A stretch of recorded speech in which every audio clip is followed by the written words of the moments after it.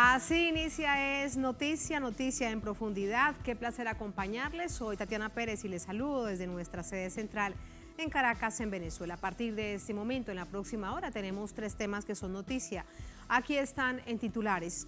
En Noticia Colombia, tras las elecciones de este domingo, se aclara el panorama político de cara a las presidenciales de mayo próximo.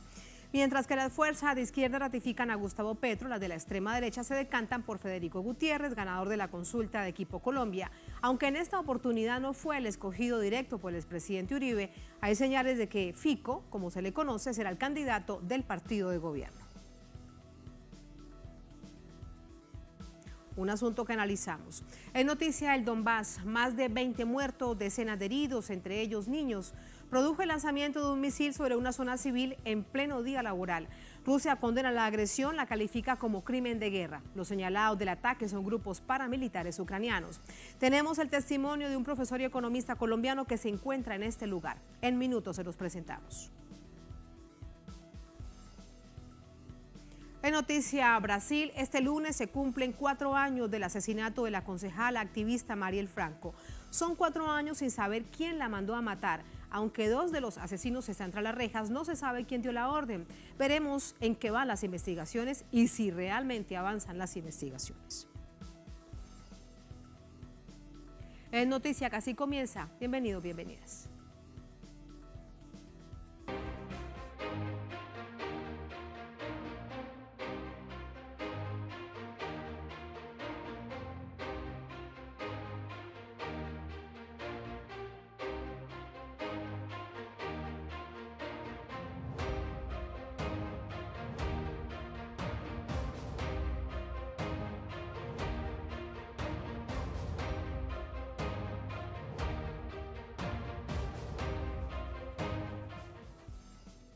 En Noticia Colombia, la jornada electoral definió a la coalición política, el Pacto Histórico, como la mayor representación en el Congreso y emergen nuevas figuras políticas. En tanto, en el partido de gobierno se conoció la renuncia del principal candidato presidencial del uribismo. Vamos a ver todos estos detalles de la mano de nuestro corresponsal en Bogotá, Hernán Tovar.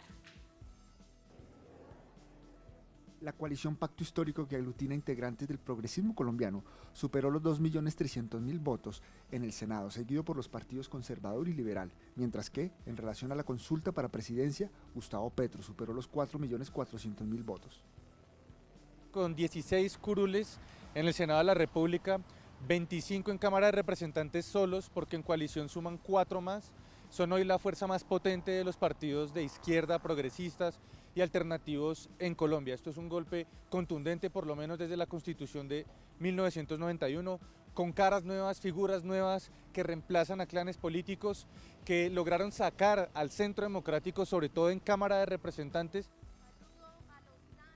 Como ejemplo del surgimiento de nuevas figuras en el ámbito partidario, se encuentra Francia Márquez, víctima del conflicto armado, lideresa y representante de las comunidades negras, que logró ser la segunda candidata a la presidencia más votada, llegando a sobrepasar los 700.000 votos. Francia es una víctima que hace de su vida cotidiana un hecho de dignidad colectivo. Y Francia es la voz de muchas mujeres, de cientos de mujeres que queremos una renovación, no solo en la agenda general y abstracta, sino también una renovación en las prácticas políticas, porque Francia fue totalmente coherente entre sus propósitos y la manera como agendó y desarrolló su agenda en ese soy porque somos, esa práctica africana que tanto necesita un país como el nuestro. Por primera vez y después de 5 años de ser firmado el acuerdo de paz, 167 municipios de las zonas rurales más afectadas por la guerra se eligieron representantes para las 16 curules de paz ante la Cámara de Representantes, suceso que no está alejado de la controversia al conocerse el triunfo de Jorge Rodrigo Tovar, hijo del ex paramilitar conocido como Jorge 40, en la circunscripción 12, en los departamentos de Cesar, Guajira y Magdalena, situación que se repite en otros municipios. Todo este proceso eleccionario de las circunscripciones transitorias de paz pudieron convertirse en un hecho histórico de reparación colectiva de los territorios y comunidades afectadas por el conflicto. Hoy podemos decir que es un hecho más de revictimización. Las víctimas no pudimos participar por falta de garantías. Y como si fuera poco, quien nos representa es el hijo del mayor victimario. En este contexto, se conoció la renuncia de Óscar Iván Zuluaga, el candidato del uribismo perteneciente al partido de gobierno Centro Democrático, quien aseguró que respaldaría al candidato Federico Gutiérrez, seleccionado para afrontar la próxima contienda presidencial por los partidos de derecha. Hernán Darío Tobar, Telesur, Bogotá, Colombia. Allí están los hechos, vamos a analizarlo de la mano de Antonio Morales, nuestro colaborador, periodista, analista político desde Bogotá. A su lado se encuentra el doctor Armando Novoa, es magistrado del Consejo Nacional Electoral. Todos desde Bogotá listos. Hola Antonio, muy buenas noches. Varios puntos según el informe que nos relataba Hernán y sintetizaba lo que viene ahora para el partido de gobierno. Interesante, por ejemplo, que Óscar Iván Zuluaga rápidamente, después de unas horas, se decante por Federico Gutiérrez. Este es un punto importante. Y algo sobre el que quiero pedirte también el acento es las denuncias de irregularidades que se siguen presentando después de que la víspera también se habían hecho. Y hoy, en particular, el candidato del Pacto Histórico, Gustavo Petro, vuelve a decir que hay graves irregularidades, que hay que estar muy pendiente de los escrutinios. Adelante. Tatiana, muchísimas gracias. Sí, desde luego, de alguna manera esa es la noticia más contundente del desarrollo del proceso electoral a 24 horas prácticamente, un poco más del cierre de las elecciones. Las denuncias del Pacto Histórico del senador Gustavo Bolívar y del candidato Gustavo Petro van en el sentido de que parecen haber confirmado que 29.425 mesas de votación, es decir, la cuarta parte de los locales instalados para las elecciones, en ellas no hay un solo voto por el Pacto Histórico para Cámara o Senado, para las votaciones del Congreso, lo cual pues parece más que nada absolutamente delirante que eso pueda ocurrir. Y de otro lado también denuncian que se han duplicado la contabilidad de algunas votaciones de algunos sectores en 23.000 mesas, donde se suma el logo y el número del candidato para doblar los votos que pueda haber por un candidato de los sectores de la derecha colombiana. Tenemos como anillo al dedo al invitado de hoy que usted, Tatiana, presentaba con todo rigor y lujo. Armando Novoa fue magistrado del Consejo Nacional Electoral. Armando, buenas noches, ¿cómo está usted? Antonio, buenas noches, un saludo muy especial y gracias por la invitación. Sí, señor, nos ha escuchado usted a Tatiana y a mí manifestando esta denuncia de Petro. Yo no sé si se puede catalogar como algo profundamente grave esto.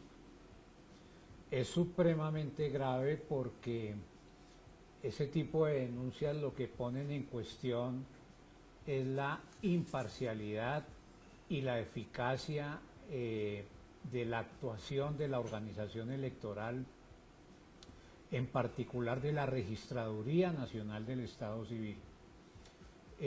Denuncias en el sentido de que jurados de mesa, es decir, las personas que están recibiendo la votación de los ciudadanos y las ciudadanas, no diligenciaron bien el famoso formulario E14, que es en donde se registra el resultado de votación de mesa, o que negaron la entrega de las tarjetas del Pacto Histórico, o que desinformaron a la ciudadanía sobre el procedimiento de votación que se complicó por la cantidad de tarjetas electorales que había a disposición de los electores. Llevan a una pregunta.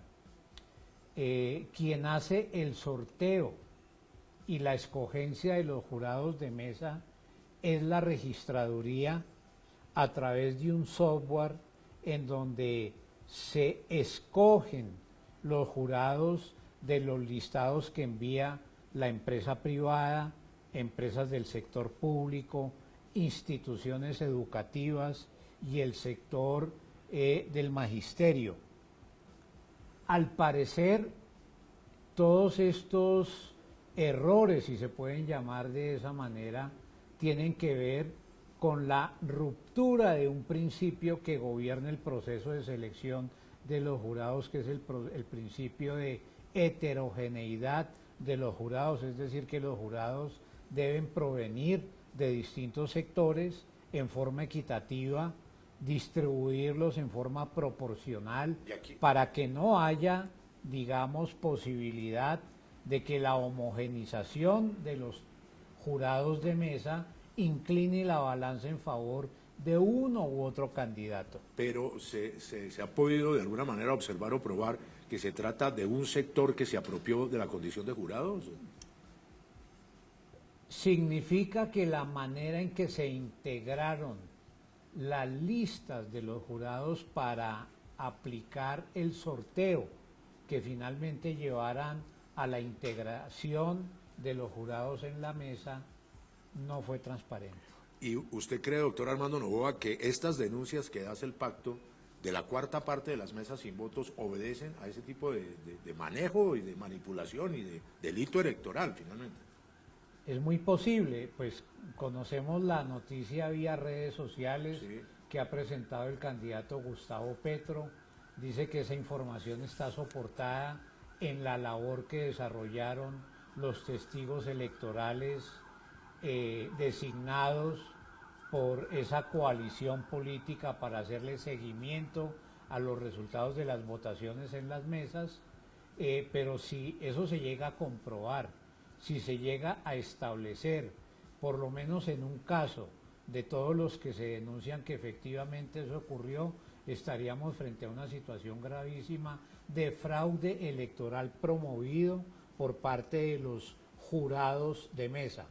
Agreguémosle a esto un aspecto que es interesante sin entrar en tecnicismos.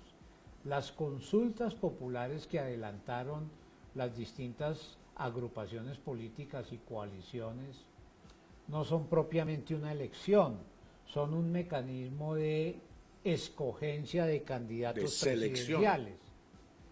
Por consiguiente, a las consultas no se les aplica la regla de que deben ser sujetas las votaciones a un proceso de escrutinio posterior, sino de un conteo rápido que se consolida con base en el cual la registraduría elabora un boletín público que es la información consolidada de los resultados de las consultas que ahora tenemos a disposición de quienes la quieran consultar. Claro. Pero eso no va a un escrutinio posterior. Pero el caso que se denuncia es específicamente en un ámbito mucho más riguroso, aparentemente, como usted explica, que es el del Congreso, el de la Cámara y el Senado. Armando Noboa, en derecho, ¿qué recursos hay para investigar, para sancionar y para destorcer de alguna manera ese problema, si es que verdaderamente hubo una manipulación de ese tamaño y un fraude? Es decir, ¿qué se puede hacer? Los testigos electorales, los partidos, los candidatos tienen a su disposición distintos mecanismos para impugnar la manera en que se llevó a cabo el trámite del preconteo. Lo que Escrutar otros países mesa a mesa, por ejemplo. se llama un conteo rápido, Sí. que es solicitar el reconteo mesa a mesa Ajá. de los votos depositados por los candidatos de las distintas agrupaciones y de las listas para el caso del Senado de la República y Cámara de Representantes. Armando, hay una seguidilla que se inicia prácticamente ayer antes de las 8 de la mañana de abrirse las urnas, cuando se empiezan a detectar problemas en el sentido de que algunos testigos no los dejan entrar, que los testigos no pueden observar si las urnas están vacías. Posteriormente viene el escándalo de la caída del software de las personas que querían consultar las páginas para saber dónde votar. Usted hace unos meses inclusive había denunciado todo el problema con las empresas privadas que manejan los datos y el escrutinio mismo en el caso del Consejo Nacional Electoral y la votación en el caso de la registraduría. Como que se veía venir esto, ¿de qué dimensión es? Porque, perdóneme, hay constreñimiento al elector, propaganda indebida, uso de recursos públicos, amenazas de votar a la gente de sus trabajos, ofertas de dinero, compra y venta de votos que se detectaron en varias regiones del país. Y bueno, y el software, o sea, no había información. Sí, pues en el caso colombiano tenemos una paradoja, si pudiéramos llamarla de alguna manera. Se hacen elecciones con mucha frecuencia, con mucha regularidad. nos ufanamos de ser la democracia más antigua de América Latina, pero la parte de la realidad sobre la cual no se detienen quienes hacen ese tipo de comentarios es que el nivel del fraude electoral en Colombia es sistemático y es persistente. Yo le voy a dar un dato para los televidentes. En las últimas 4 elecciones a Senado de la República, en todas ha habido fraude declarado judicialmente. No es un fraude generalizado sobre toda la corporación, pero sí hay un volumen de manipulación de los resultados electorales para sacar del juego a los candidatos que entran a la corporación con las últimas votaciones o que salen también por virtud de esa manipulación. Desde el año 2002 hemos tenido fraude en el periodo 2002-2006, 2006-2010, 2010-2014, 2014-2018 y también en el periodo 2018-2022. Es decir, de alguna manera, bajo todos los 20 años más o menos con el bache de Santos del régimen uribista, perdón. Eso llevó a que el Procurador General de la Nación en el año 2010 concluyera que con el sistema electoral que tenemos en Colombia, que no se ha modificado, no deberían hacerse más elecciones. Hágame el favor. El caso del software que se cae ayer, las versiones fueron muchas. Primero dijeron que se trataba de una intervención de hackers, luego que no. La policía dijo una cosa, el registrador dijo otra, y hoy, por último, la Fiscalía, que investiga el caso, dice que no hubo ningún tipo de delito, que simplemente era un problema técnico, necesariamente ligado a problemas o de no haber previsto lo que se venía encima o de mantenimiento, es decir, a la mediocridad de la registraduría. ¿Alguien está mintiendo o no? Sí, lo que tuvimos ayer fue la caída de la plataforma habilitada en la página de la registraduría para que los ciudadanos pudieran informarse de la mesa de votación y el lugar en donde se encontraban ubicadas esas mesas con el propósito de que pudieran acercarse a ejercer su derecho al voto. Esa plataforma se cayó. El Registrador Nacional del Estado Civil señaló que ese problema se había producido porque muy de madrugada del día domingo, es decir, de ayer, hubo un ingreso de hackers ubicados en otros países que querían atentar contra el proceso electoral. Dijo Alexander Vega. Dijo el registrador y lo dijo en presencia del director nacional de la policía. General Vargas. Del general Vargas. Sin embargo, en la mañana del día de hoy, el fiscal general de la Nación, que tiene todos los instrumentos técnicos necesarios para establecer si efectivamente se produjo una penetración fraudulenta a la página de la registraduría, presentó una conclusión concreta. Dijo que no se había presentado el tal hackeo de la página de la registraduría, sino que la caída de la misma obedeció a que hubo una afluencia masiva de ciudadanos buscando información sobre los puestos de votación y eso generó una congestión en la página que condujo a su bloqueo y a la caída de la información. O sea, imprevisión. Falta de previsión administrativa, improvisación, que ya había sido advertida por algunas opiniones en el sentido de que esas herramientas tecnológicas por sí solas no mejoraban la transparencia del proceso electoral. Esas herramientas tenían que ser sometidas a unas pruebas preliminares con presencia de la ciudadanía, de los partidos políticos, debían haberse hecho unas demostraciones anticipadas para introducir los correctivos del caso. Eso no ocurrió. El proceso informático de la registraduría está en su totalidad tercerizado en manos de empresas privadas lo cual hace que la organización electoral pierda el control y la dirección de la jornada electoral como la que tuvimos en el día de ayer. ¿Usted cree que hasta dónde puede llegar esto? Es decir, ¿se puede ver afectado verdaderamente el resultado de las elecciones? Hay analistas que dicen, si se suma una cosa con otra, 900.000 votos del pacto que no registran en las mesas pudieron haber desaparecido y 900.000 votos de los adversarios pudieron haber entrado con la doble contabilización de los votos. Es decir, ¿esto para dónde va? Eso lo vamos a saber tal como ha ocurrido en los últimos 20 años. 20 años después. Una vez se declare el resultado de las elecciones a Senado y Cámara de Representantes Por el Consejo Nacional Electoral. por el Consejo Nacional Electoral, las personas que se sientan afectadas con esa declaratoria de elecciones pueden acudir ante la justicia a reclamar la nulidad de la declaratoria de las elecciones y en unos 3 años vamos a saber si efectivamente hubo irregularidades en el proceso del escrutinio. O sea, hay una enorme estructura de impunidad que... Hoy, doctor Novoa, permítame plantear una pregunta. Los he escuchado muy atentamente, pero a todas estas vemos toda la ineficiencia. Se lo pregunto además si es totalmente intencional de la Registraduría Nacional del Estado Civil para no avanzar, para no hacer los cambios que se habían solicitado tantos años atrás.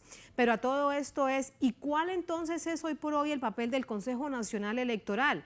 Permite que pasen tantas cosas, tantos fraudes, que en un país se naturalice la compra de votos, como pasa, por ejemplo, en el Caribe colombiano.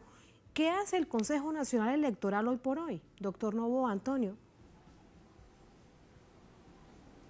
Sí, te transmito, parece que de pronto tenemos un pequeño problema de audio. Tatiana pone en contexto lo que acabamos de hablar y se pregunta, pero si la autoridad máxima, que es el Consejo Nacional Electoral, debería estar sobre esto, ¿qué hace el Consejo Nacional Electoral? ¿Por qué el Consejo Nacional no actúa antes y ahora? Sí, recordemos, Tatiana, que en Colombia la organización electoral está integrado por 2 instituciones. La Registraduría Nacional del Estado Civil, que organiza y dirige los procesos electorales, y el Consejo Nacional Electoral, que es un cuerpo de carácter mixto, en donde tienen asiento los partidos, que tiene una función sobre todo de supervisión, inspección y vigilancia de los procesos electorales. Es asombroso que el Consejo Nacional Electoral institucionalmente no haya dicho absolutamente nada sobre las irregularidades que se estaban denunciando a través de las redes sociales. Esto ha sido muy crítico.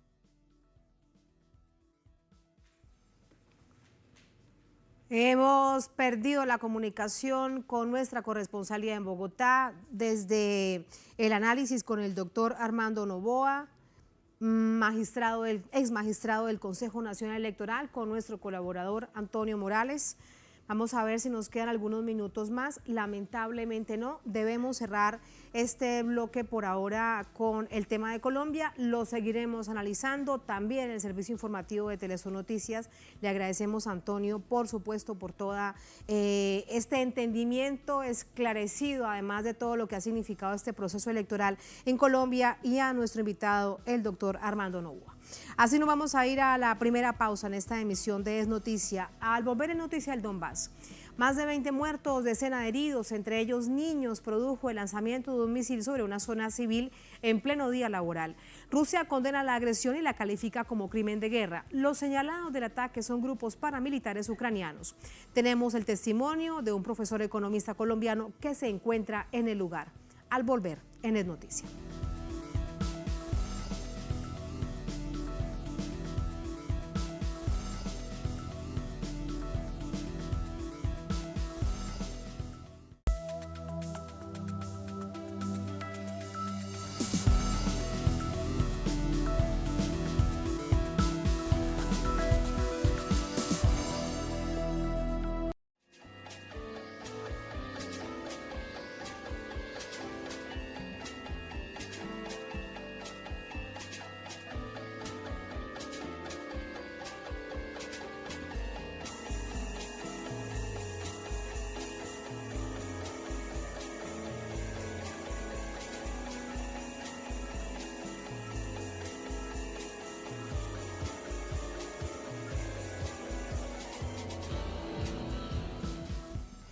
En noticia Ucrania-Rusia, el Donbass, el Ministerio de Defensa de Rusia, las autoridades de la República Independiente de Donetsk denuncian el bombardeo con un misil a civiles en esta región del Donbass.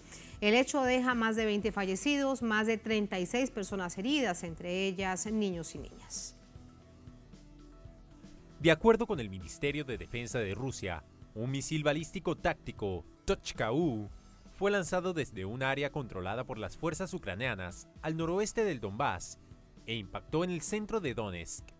La cifra que maneja el Centro de la Defensa Territorial de la República Popular de Donetsk es de 20 fallecidos y 36 civiles, entre ellos varios menores, heridos de gravedad a causa del misil que tenía una cabeza explosiva llena de esquirlas. En una reunión del Consejo de Seguridad de la ONU, el representante ruso, Vasily Nevencia, criticó que la Subsecretaría General no mencionara nada acerca de este bombardeo y puso en duda los esfuerzos de mediación por parte del organismo, porque se han puesto del lado de Ucrania. Las fuentes confiables de información plantean dudas sobre quién está sentado alrededor de esta mesa. Un alto funcionario de la Secretaría de la ONU o un representante de uno de los Estados miembros. En los últimos días, la ONU ha llamado repetidamente la atención sobre el tema de la mediación en los conflictos. ¿De qué tipo de mediación podemos hablar cuando obviamente has elegido un bando en este conflicto? La subsecretaria declaró que la ONU no debe permitir ningún cuestionamiento de la soberanía y la integridad territorial de Ucrania. La invasión rusa ha sacudido los cimientos de la arquitectura de seguridad europea hasta su núcleo. Mientras nos reunimos, el derramamiento de sangre continúa empeorando. Las fuerzas rusas ahora han lanzado ataques aéreos mortales diarios en el oeste de Ucrania, con muchos civiles asesinados diariamente. El secretario general de la ONU, mientras tanto, pide a los líderes mundiales evitar el incremento en los presupuestos militares y advirtió sobre las repercusiones económicas del conflicto para el mundo. Los precios de los alimentos, el combustible y los fertilizantes se están disparando. Las cadenas de suministro se están interrumpiendo y los costos y las demoras del transporte de bienes importados, cuando están disponibles, están en niveles récords. Todo esto está afectando más a los más pobres y plantando las semillas para la política de inestabilidad y disturbios en todo el mundo. Entre tanto, el jefe de la delegación rusa a las negociaciones de paz, Vladimir Medinsky, informó que las negociaciones con representantes de Ucrania se realizan cada día en formato de videoconferencia para ahorrar tiempo y recursos. En las últimas horas, Rusia informó el inicio de un corredor humanitario en la ciudad de Mariupol, tras combates con grupos neonazis.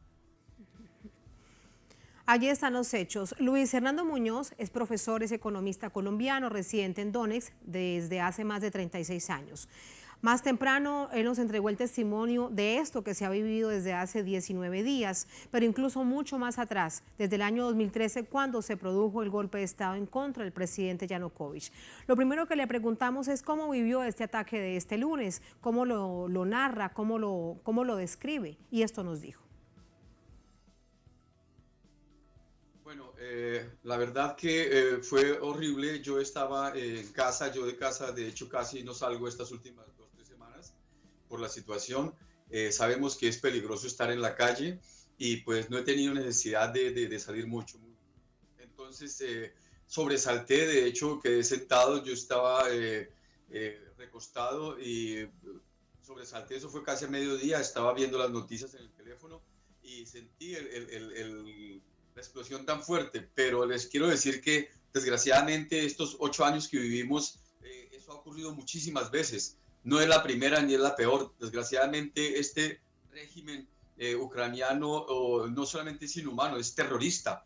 Enviar una bomba, un misil balístico, porque eso fue lo que enviaron con carga de racimo, ¿sí? Que está prohibido en muchos países, pues eso es terrorismo de Estado. Querer acabar aquí con la gente, eso es parte del genocidio que estamos viviendo los últimos 8 años. A Dios gracias que el sistema de defensa antiaérea logró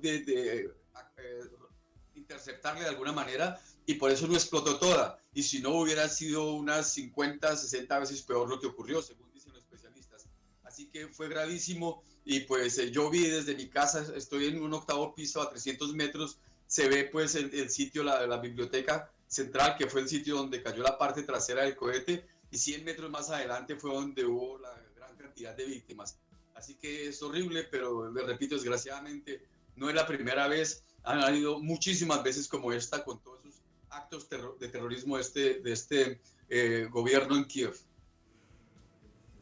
Sobre ese testimonio de Luis, este economista y profesor de ruso, allí en Ucrania también le hemos preguntado qué es lo que está sucediendo en el Donbass, para que nos ayude a entender cómo se llega a este punto. Bueno, pues de hecho que la situación hasta hace poco, que empezó la operación especial de Rusia, no había cambiado durante los últimos 8 años. Al principio, cuando hubo el golpe de Estado en Kiev y se apoderaron del poder un grupo de fascistas, ¿sí? Porque no son otra cosa ya, neonazistas, que no son muchos, pero son los que hacen la política del Estado. Aquí hemos sufrido bastante los habitantes de Donetsk y de Lugansk. Estas dos provincias quisieron, pues, de alguna manera estar en contra del golpe de Estado, porque no puede ser que en pleno siglo XXI se realice en el centro de Europa un golpe de Estado y sea aceptado por los países europeos y los países de Occidente.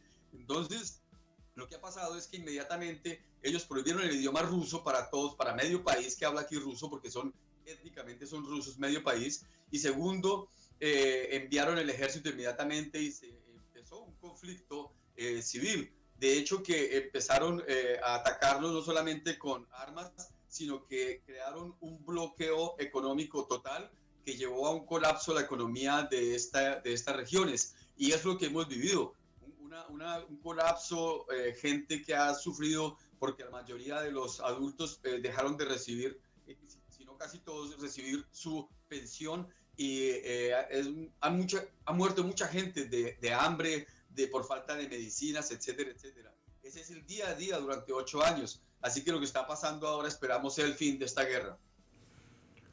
También le preguntamos cómo fue el inicio después del golpe de Estado al presidente Yanukovych, cuando ambas repúblicas, Donetsk y Lugansk, toman la decisión de declararse como repúblicas independientes porque no aceptan el golpe de Estado. Bueno, actualmente la situación está cambiando radicalmente y de hecho que nosotros todos tenemos la esperanza de que este sea el fin. Durante 8 años la región de Donetsk y de Donbass estuvo dirigiéndose innumerables veces al gobierno ruso para pedirles apoyo para que fuéramos reconocidos. Solamente hasta ahora, el 21 de febrero, se logró eso, pero es porque la situación llegó a un extremo total, cuando antes de eso, durante un mes, el ejército ucraniano había acopiado alrededor de 150.000 efectivos del otro lado de la línea de demarcación y había traído una cantidad de armamento para borrarnos de la tierra. Es más, hace poco se supo que sí tenían esos planes y que ya estaban listos para hacerlo, efectivamente. Antes del comienzo de la operación especial, se vivió ya en todas las partes a lo largo de la línea de demarcación ataques y bombardeos constantes, como fue en el 2014, el 2015, el 2017. Entonces, pues se logró evacuar a más de 100.000 personas al principio, antes de que eso ocurriera, y luego otras 100.000, por lo menos 200.000 personas fueron evacuadas, y si no, pues sería todo esto mucho más grave. Así que en este momento lo que estamos sufriendo, pues es los últimos estertores de la agonía de ese ejército, que en su mayoría, los que están aquí al frente de Donetsk, son paramilitares, extremistas, fascistas, gente que no tiene compasión de nada y de hecho tiene un carácter antihumano total, absolutamente. Esperemos pues que las milicias locales, con la ayuda del ejército ruso, logren darle fin a esta guerra, porque Rusia no empieza las guerras, pero sí las termina. Ahí está parte del testimonio que nos ha entregado este habitante de Donetsk durante más de 36 años que vive en este lugar, y por eso también le pedimos que nos ayude a entender lo que significó la exigencia de independencia de Donetsk y de Lugansk hace ya 8 años. Bueno, de hecho, cuando llegó al poder esta junta que nosotros le llamamos, porque no era otra cosa, ¿cierto? Unos golpistas, cuando llegaron después de ese golpe de Estado antidemocrático y sangriento por demás, porque fueron asesinadas más de 100 personas en esos días, y se sabe a ciencia cierta hoy en día que fueron ellos mismos los que mataron a esa gente de ambos bandos, hubo gente muerta. Desde ese momento, lo primero que hicieron ellos fue llevar a cabo una política contra los rusoparlantes. Lo primero que hizo el presidente interino que llegó en ese momento, de apellido Turchinov, fue declarar el idioma ruso como prohibido en todo el territorio del país.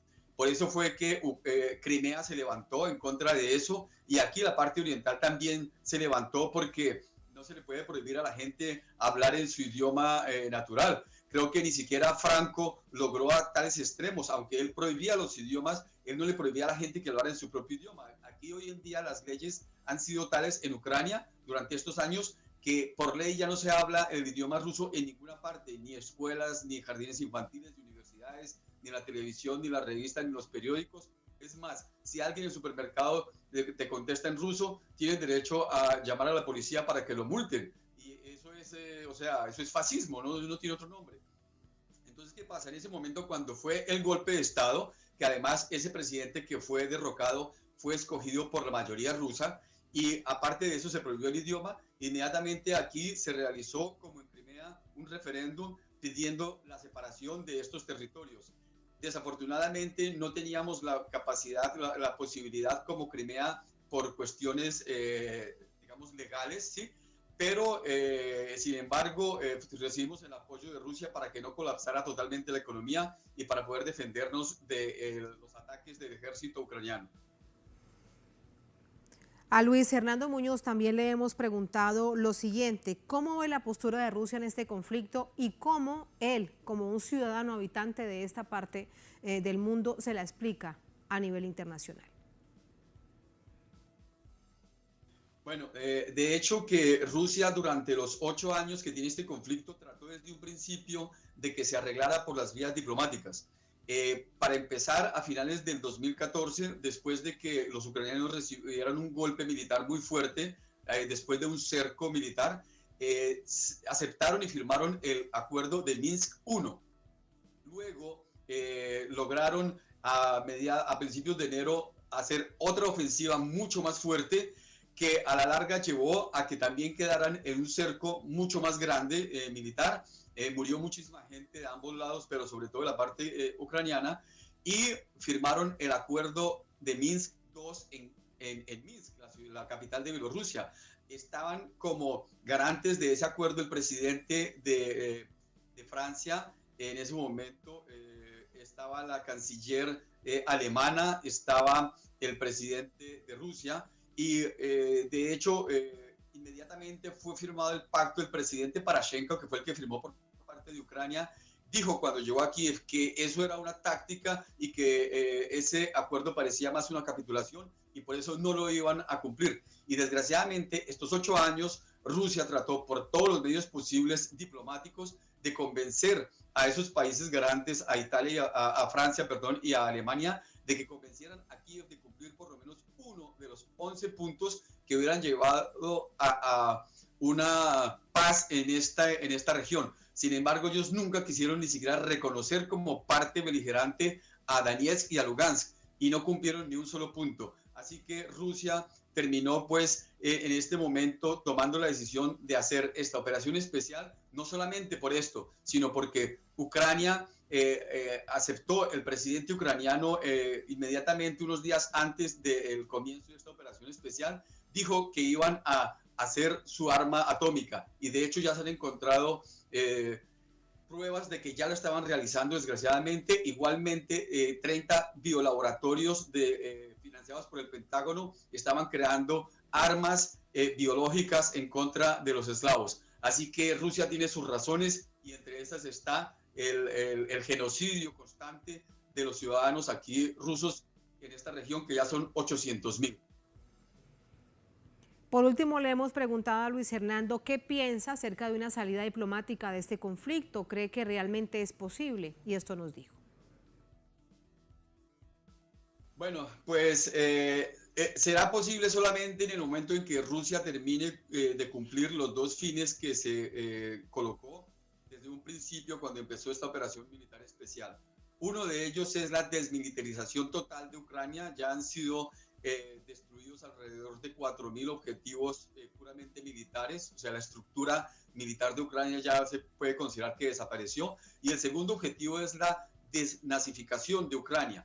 De hecho, es más difícil porque durante 8 años se les ha lavado el cerebro a muchísimos, no solamente los nacionalistas hoy consideran que tienen el derecho pues a acabar con nosotros, sino que mucha gente del común ha recibido ese lavado del cerebro y consideran que sí tenían derecho a acabarnos a nosotros porque nos llamaban separatistas y terroristas, siendo que nosotros consideramos que es exactamente al contrario lo que está sucediendo.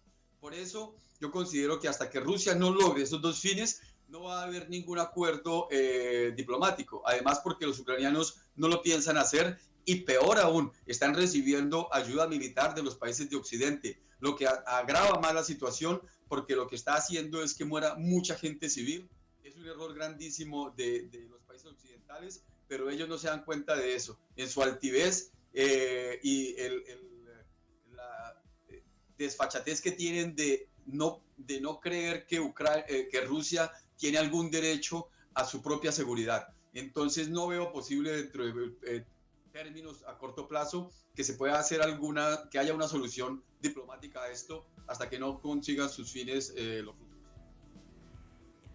Es este el testimonio que hemos recibido de Luis Hernando Muñoz. Reiteramos, lo grabamos para todos ustedes más temprano en medio de las dificultades por los bombardeos. Como él ha dicho, incluso no es la primera vez, se ha registrado durante estos 8 años.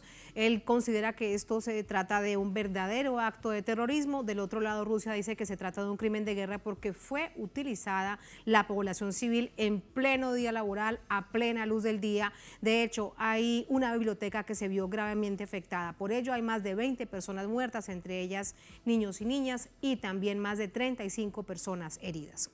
Así nos vamos a ir a la última pausa en esta emisión de Es Noticia. Al volver en Noticia Brasil, este lunes se cumplen 4 años del asesinato de la concejala y activista Marielle Franco.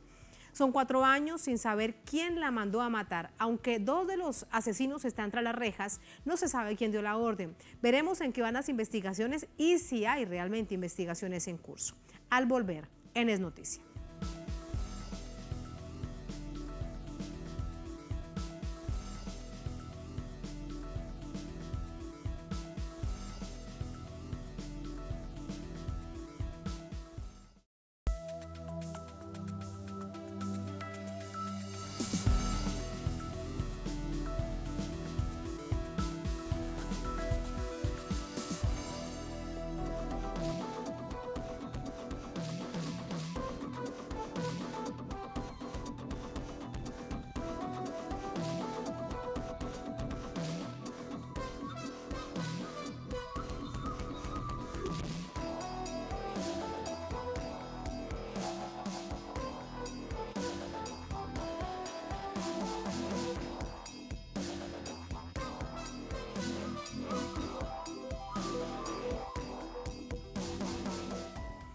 En Noticia Brasil se cumplen 4 años del asesinato de la concejala y activista de derechos humanos Marielle Franco.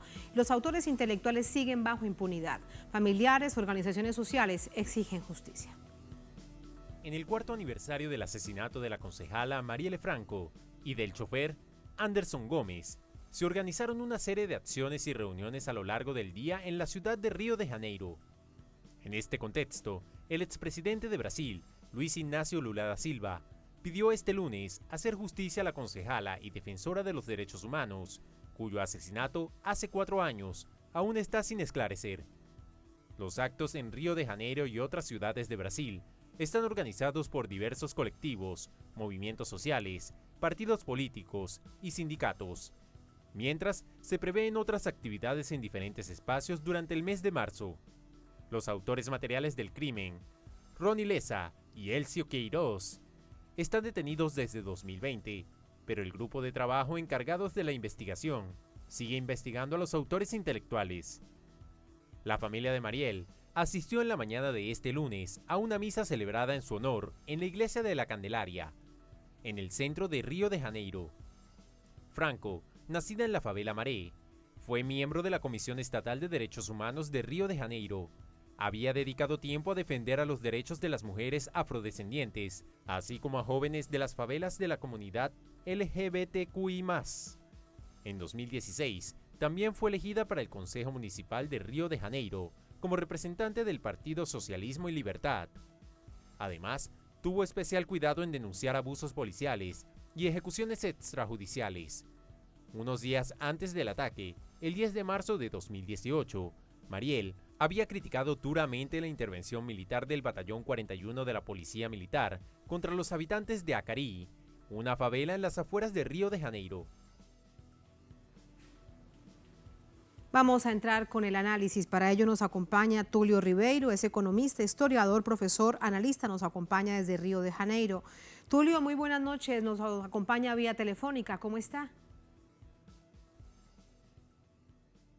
Muchas gracias por la invitación, Tatiana Pérez, era un honor estar a su lado y la larga audiencia de Telesur por todo el mundo y decir muy tempranamente que Marielle vive en todos nuestros corazones.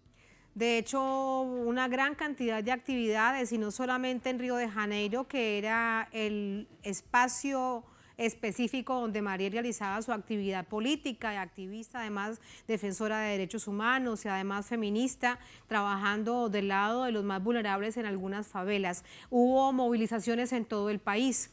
¿Qué es Mariel Franco para la sociedad, en este caso, para este pueblo que se moviliza?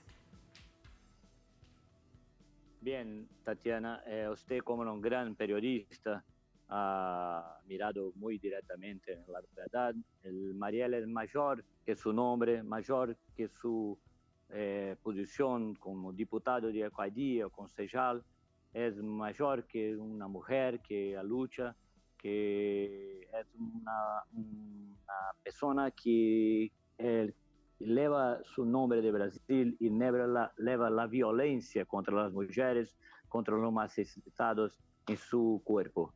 Marielle fue muerta porque enfrentó, golpeó muy directamente la fuerza de la milicia brasileña. Y la milicia en Brasil quiere decir una parte más marginal de militares o unas personas que tienen el poder en una región o en un barrio. Marielle es en este momento el nombre mayor de la política brasileña, no electoral porque tenemos otro, pero una política mayor, hace una defensa de las mujeres, no es solo brasileña. La Marielle también lleva a nosotros pensar cómo se matan los líderes sociales en Colombia y en otros lugares y cómo el poder del capital puede no solo hacer una destrucción en la renta y la condición de vida, pero también determinar la quitación de la propia vida. Marielle es un honor para nosotros, no va a morir y necesitamos decir muy claramente, por favor, vamos a presentar quién mandó matar Marielle Franco. Marielle Ese es el punto que clave, Tulio, sin duda. Bueno. Hay dos personas que están tras las rejas como condenados como autores materiales. Pero la pregunta sigue siendo, ¿quién dio la orden de asesinar a Marielle Franco? ¿Qué hilos había tocado que incomodaban a qué parte del poder para cegarle su vida? Bien, Tatiana, vamos a hacer un análisis acerca de esto. Su pregunta es muy importante. No son personas que no tienen un profesionalismo en matar. Son personas con calificación del mal y calificación de quitar su vida. Mesmo tenemos los dos que han puesto fuego contra Marielle y su conductor, no tenemos el nombre mayor.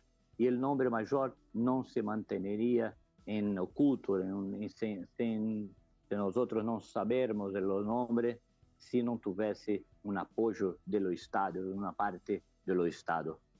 Cómo estos hombres se mantienen largo de fuera de las investigaciones. Cómo después de 4 años no tenemos este nombre. Tenemos capacidad de llegar a cualquier nombre de una investigación, pero hay una protección y para protección de este largo piso, de esta larga cantidad de protección, debemos tener un hombre muy fuerte que puede llegar a lugares que el Estado brasileño no aceptan, los poderosos que tienen el Estado, que tienen la propiedad del Estado brasileño, no aceptan hacer la divulgación. Puede ser el vereador, concejal, o deputado de alcaldía, el representante del TCU, señor Brazán, puede ser cualquier un gran político. Y la mirada que viene es que sea un gran político, porque Marielle ha luchado por el derecho de la vivienda de las mujeres y enfrentó los grupos de milicianos que tienen un gran poder político. No solo tienen el poder de la cantidad de dinero, pero tienen un poder político dentro del Congreso y también pueden elegir mismo un presidente de la República. Esta historia de Marielle necesita aclarar, porque el Brasil no puede vivir con esa situación, que quitan la vida de una persona tan importante y mantenemos sin nombre, sin la solución. Una cosa especial, Tatiana, que debemos para decir a la larga audiencia de Telesur, es que ya cambiaron 3 equipos de investigación en este tiempo todo. Y el gobernador de provincia necesitaba tener una acción más cercana de esto. Pero no hay interés. Esta es la cuestión. Marielle es la representación de muchos líderes sociales, muchos políticos que son quitados generalmente por gobiernos de derechas y la fuerza del capital. Allí parte de la explicación de por qué no sabemos, por qué no se conoce en Río de Janeiro, en Brasil, en el mundo, cómo se exige, quién dio la orden. Gracias, Tulio, por ese análisis. Buenas noches. Buenas noches, Tatiana. Un saludo especial para usted y la larga audiencia de Telesur. Es un honor estar con ustedes. Muchísimas gracias. Gracias a ustedes por habernos acompañado. Así ponemos punto final a esta emisión de Noticia. Será hasta mañana. Sigan con nosotros.